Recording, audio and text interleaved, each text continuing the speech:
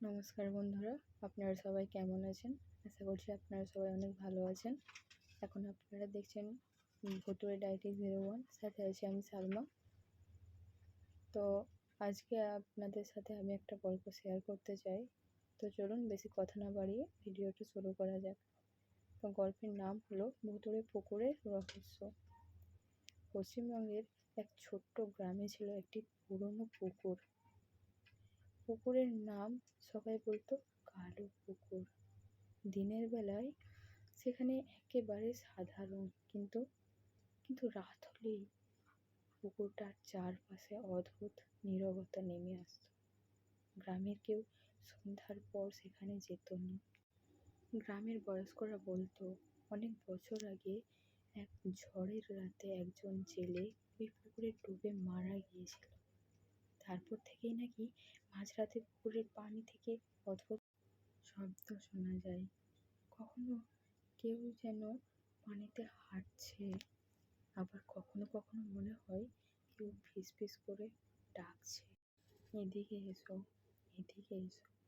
একদিন গ্রামের ছেলে অমিত ঠিক করলো সেই রহস্যের সত্যিটা খুঁজে বের করবে। সেদিন ঠিক রাত 12টার সময় রাহুল একটা টর্চ নিয়ে চুপি চুপি পুকুরের ধারে গেল। চারিদিকে কুয়াশা আর ঠান্ডা বাতাস।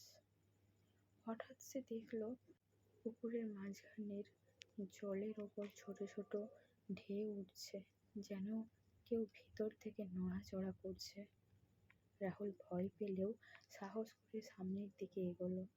হঠাৎ টর্চের আলো পড়তেই সে দেখল পানির মধ্যে একটা সাদা ছায়া ধীরে ধীরে ওপরের দিকে উঠছে। ছায়াটা মানুষের মতো, কিন্তু মুখটা পরিষ্কার দেখা যাচ্ছে না। ঠিক তখনই ঠান্ডা বাতাসের সাথে একটা কর্কশ গলা ভেসে এলো, আমাকে মুক্তি দাও। রাহুলের হাত থেকে টর্চ পড়ে গেল। সে দৌড়ে পালাতে গেল, কিন্তু পেছন থেকে জলের ছপছপ শব্দ তাকে অনুসরণ করছিল।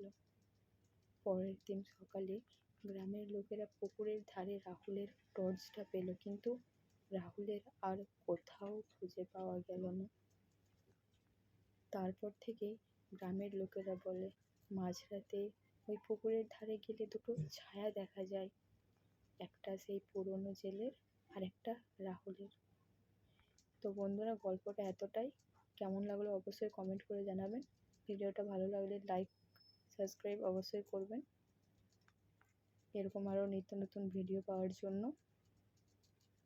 তো বন্ধুরা, আজ এতটাই। কাল আবার দেখা হচ্ছে নেক্সট কোনো ভিডিওতে।